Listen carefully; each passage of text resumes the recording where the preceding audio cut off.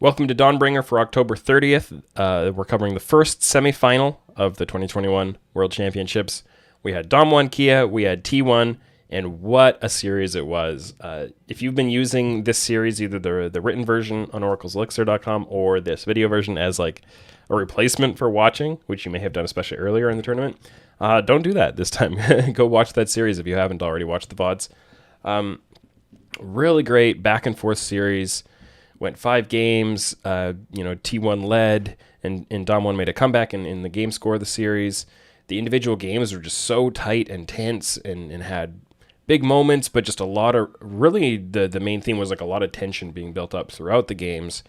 And that's often a thing, especially in games with LCK teams, where it's less about exploding the game open and more about controlling and looking for your opening and being in charge of the game. So, I've I've done a lot of memeing about tension and nerves and all that kind of stuff in my live win probability tweets. But I mean, that's really the way you have to describe it. And sorry for my glasses fogging up here. I had a shower recently, and I guess my face is still warm. Whew, had to recover from that one. They're gonna fog up again, but that's what it is. So I mean, there are a few things we could talk about in this series, but it really comes down to one storyline. There were lots of them, and the broadcast talked about all the different storylines that you could focus on here, but it really did all hone in on the mid lane matchup. Faker, greatest player of all time, going up against ShowMaker, who's like the closest candidate I think we've had to contesting that in the last several years. There were players from Faker's era, Mata, for example, that you could bring up and say he's in that kind of a conversation, but ShowMaker right now, I think is the one putting himself out there. Maybe Canyon could be discussed in the same breath, but obviously the mid lane role and all of that kind of stuff, the importance and prestige of that role means so much. And that matchup really delivered today. What a series from those two. ShowMaker had like the higher highs. Faker was so solid and kind of rallying the team around him in a lot of ways. And definitely like ShowMaker is the better player right now. And Faker has a lot more of that kind of legacy that he's bringing along. But I'm just going to do this without my glasses for the rest. I don't have to read anything. I think we saw that in this series, that ShowMaker was, the better individual player, and both teams were very evenly matched. Dom1 was a little bit better and obviously came out ahead in the series in the end. But Faker definitely showed that he still has it, right? Like, he can still be the veteran anchor of a roster. I don't think T1 can be successful if Faker's the best player on the team at this point, but the amount of skill, like Gumayusi and KIA were so good. Owner has a lot of potential and had some really good games this tournament. Kana is, I think, pretty good too. I don't know if they're going to change anything for next year, but T1 is always trying things out in roster iterations and so on. Most likely Teddy's going to move on based on how Gumayusi has played this year, and he had already taken over the starting role and all of that. But yeah, like Faker can definitely, he's still a player who can be on a Worlds winning team at this point, which is not something that you would probably expect to say when you go back to 2013 he won Worlds, right? Like, that's a long time ago. So yeah, hats off to Faker. He's definitely still like a legitimate contender, not just somebody coming in for the storylines and like getting carried by his young teammates or anything like that.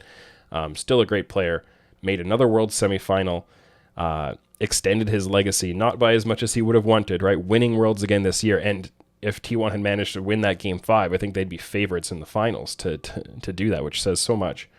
You really can't say too much about Faker, but ShowMaker came in and really had a day. I think, again, you can talk about ShowMaker and Canyon together, but there is so much additional storytelling behind that mid lane role. Just the challenge of the bar that Faker has set that people are trying to live up to. I mentioned in the written version, and you can go check out the hype video that was posted, and it had this one moment that really stuck with me about ShowMaker saying, hey, everybody wants to call me the next Faker. I just want to be ShowMaker, right? Like, he wants to build his own legacy apart from comparison, apart from being compared to anybody else. And that doesn't mean that he has to be better than Faker, but he wants to be somebody that you can put up in that conversation and say, let's discuss them both on their own merits and for who they are. And that's, like what a goal, what a great thing to try to be attaining. And I think he's almost there. I think definitely if they win Worlds this year, you don't have to talk about them in comparison to one another anymore.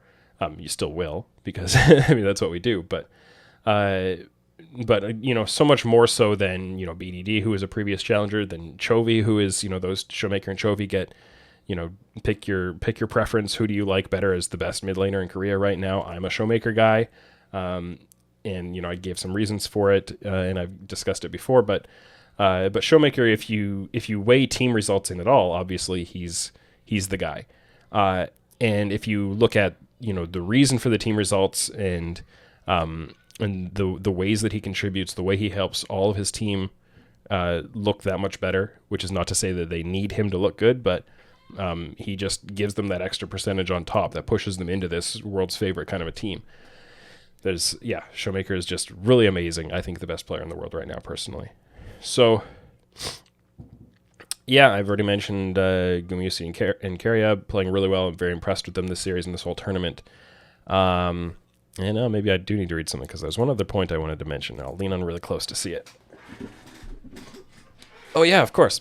Just kind of the sad point of this, that ShowMaker, Canyon, Khan, Beryl, all of their contracts are up this year. And, of course, Khan has to go to the military, so he's retiring after this tournament.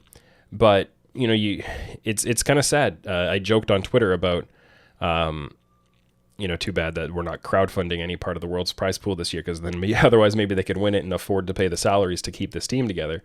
But you have to think that the LPL money being offered to ShowMaker and Canyon especially, and to a slightly lesser extent to Beryl, is just going to be something that LCK teams will have a difficult time matching. They're going to need to retain them based on the prestige of LCK or the desire to stick together and play together, something like that. NA might come in with LPL level money, maybe even be able to exceed it in a couple of cases and entice them there. Although I think if it's relatively similar money, these players are much more likely to go to the LPL, where they have a more realistic shot of winning Worlds. Pulling a kind of rookie in the shy kind of a move. It does kind of suck to see these guys going and most likely going to win a second Worlds now. It's not a lock, but I'd say like 75% feeling that they're going to win Worlds twice in a row now. And that we're not going to have a chance to see them go for 3.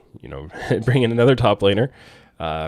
Maybe Nuguri will come back. Try again for him. Maybe he'll say like, oh, that didn't work out so well for me. I'll come back and I'll win Worlds again with you guys. I would love to see that. And it's possible it happens, right? But it seems really unlikely, and then that's too bad. But that's the reality of the market we're in. And I'm very curious what Domino will look like next year, whether they, how much or which players they retain or how they replace them. They should be reasonably well funded. They've got a great coach, obviously, in Coma.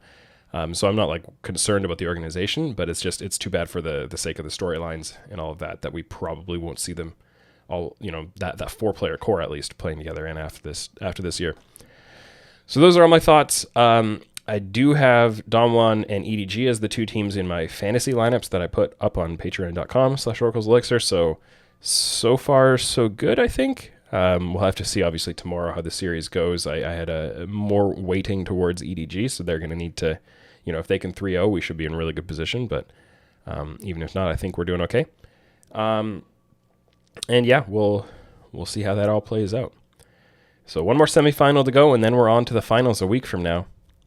And in the meantime, off-season stuff is getting rolling. So there's no shortage of excitement right now. All right, well, thanks for watching today. We'll be back tomorrow to see how the second semifinal works out.